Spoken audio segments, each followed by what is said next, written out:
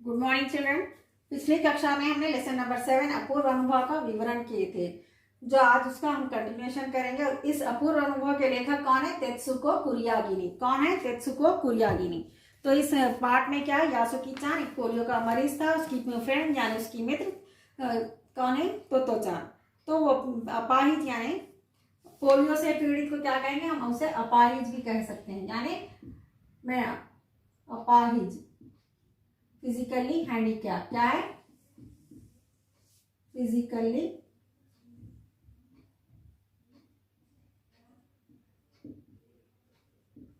Handicap.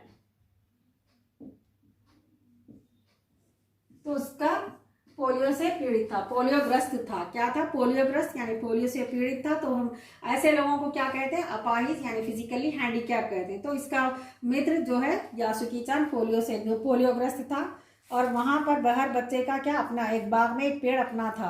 तो हर बच्चा अपने एक पेड़ को अपनी निजी संपत्ति यानी सेल्फ प्रॉपर्टी मानता था। और ये यासुकी चान पोलियो से पीड़ित था, इसीलिए वह पेड़ पर नहीं चढ़ सकता था। इसीलिए वह अपने पेड़ को निजी संपत्ति भी नहीं मानता था, न कभी किसी दिन वो पेड़ पर चढ़ा था। लेकिन उसकी जो मित्र है तोतो चान, अपने मित्र को पेड़ पर चढ़ाने की अथक कोशिश की, और वो चढ़ाकर सफल भी हो गई, और उसे अपने पेड़ पर स्वागत किया। और वो सम्मान पूर्वक आदर से कहा कि मैं क्या अंदर आ सकता हूँ। और वह बहुत खुश हो गया, क्योंकि वह ऐसी झलक, इसमें दुनिया की ऐसी झलक कभी नहीं देखा था। कौन? तो चान। तो वो बड़ी देर तक पेड़ पर बैठे बैठे इधर उधर की गप्पे लड़ाते रहे। गप्पे यानी गॉसिपिंग। गप्पे मीन्स गप्पे, गॉसिप।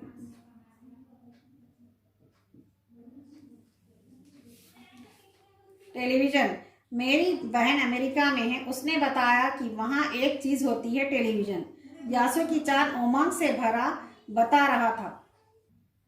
वहां एक चीज होती है, क्या है? टेलीविजन। यासुकी चान उमंग से भरा बता रहा था। उमंग यानी बहुत ही खुशी के साथ, उत्साह के साथ बता रहा था। वह कहती है कि जब वह जापान में आ जाएगा तो हम घर बैठे बैठे ही सुमो कुश्ती देख सकेंगे। कुश्ती यानी रेसलिंग। कुश्ती का क्या है? ये भी एक गेम है, कुश्ती।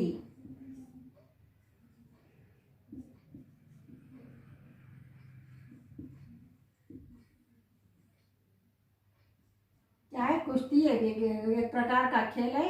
इसे हम रेसलिंग भी कहते हैं। तो वह क्या कहता है? हमारे पास जापान में भी अगर आ जाएगा तो हम सुमो कुश्ती घर बैठे बैठे देख सकेंगे। वह कहती है कि टेलीविजन एक डिब्बे जैसा होता है। कौन कहती है? तोतो चान क्या कहती है? टेलीविजन एक डिब्बे जैसा होता है। तोतो चान उस समय यह तो ना समझ पाई यासुकी चान के लिए, जो कहीं भी दूर तक चल नहीं सकता, घर बैठे चीज़ों को कैसे देख लेने का क्या अर्थ होगा। क्या कहे? तोतो चान क्या है, उस समय कुछ भी नहीं समझ पाई। जो यासुकी चान कहीं दूर तक चल भी नहीं सकता, और घर बैठे इन चीज़ों को कैसे देख लेगा, क्योंकि तोतो चान को पता नहीं है कि टेलीविज़न होता क्या, डब्बे में क्या दिखाई देता। वह उसे अनजान थी वो सब। उनका आकार तो बड़ा होता है। आकार यानी शेप। आकार को हम शेप भी कह सकते हैं, यानी साइज भी कह सकते हैं। आकार में शेप या साइज।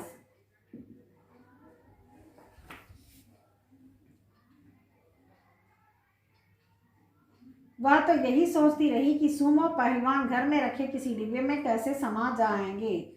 सुमो पहलवान घर में रखे छोटे से डब्बे में कैसे समाएंगे, कैसे आ सकते हैं। कौन सोच रही है? तो चांद सोच रही है। उन दिनों टेलीविज़न के बारे में कोई नहीं जानता था। उस समय टेलीविज़न इतना प्रसिद्ध नहीं था, इतना फेमस नहीं था। इसीलिए कई लोगों को इसकी जानकारी भी नहीं थी।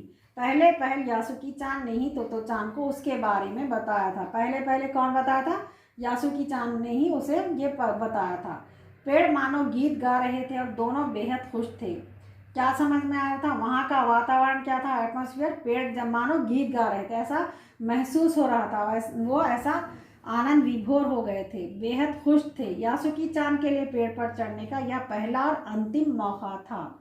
चांस था, अंतिम मौका था, पहला और अंतिम मौका था वो।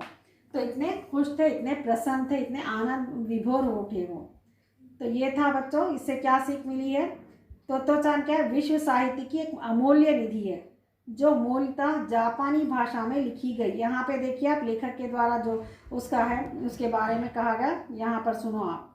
पेज नंबर 66 पर देखिए आप नीचे लास्ट में अनुवाद यानी पूर्णा वाजिद कुशवाहा का है। अनुवाद यानी ट्रांसलेट किया गया ऐसे। अनुवाद करना मीन्स ट्रांसलेशन को कहेंगे आप अनुवाद।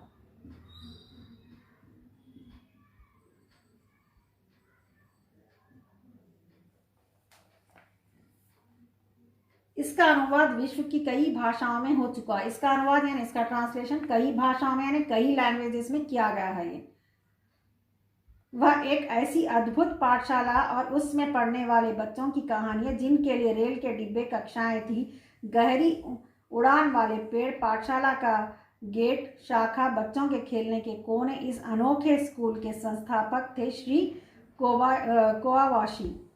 लेखिका स्वयं इस स्कूल की छात्रा थी। जो लेखिका है तेत्सुको कुरियागिनी कौन है? वो खुद इसी स्कूल की छात्रा यानी स्टूडेंट थी। छात्रा का क्या है? स्टूडेंट। छात्रा मीन्स स्टूडेंट। जो लेखिका है हमारी इस स्कूल की स्टूडेंट थी। उन्हीं के बचपन के अनुभवों पर आधारित है। अनुभव यानी एक्सपीरियंस। अनुभव क्या है? एक्सपीरियंस। अनुभव का अर्थ क्या है बच्चों?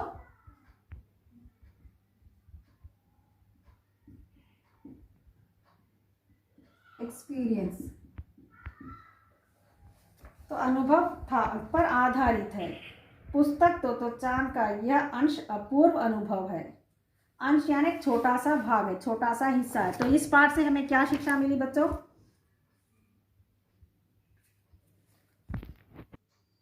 हाँ तो बच्चों अपूर्व अनुभव से हमें इस पाठ से हमें क्या शिक्षा मिली?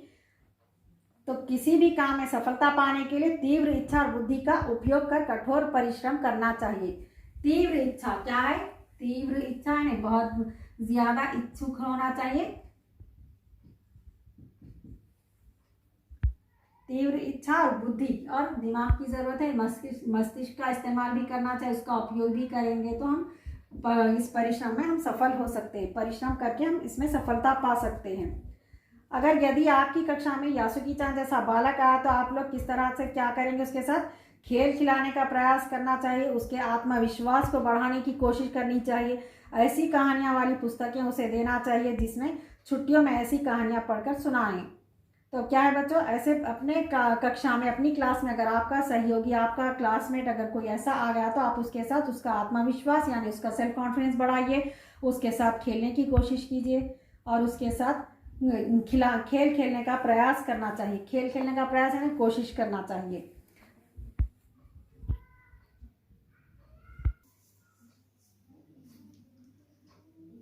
हाँ तो बच्चों ये पाठ से क्या है? हमें प्रेरणा देने वाला पाठ है। प्रेरणा यानी हमें इंस्पिरेशन, हमें इंस्पायर करने वाला लेसन था। आप भी कभी भी याद रखिए इसे। तो ये था आज का लेसन, कंप्लीट हो चुका है।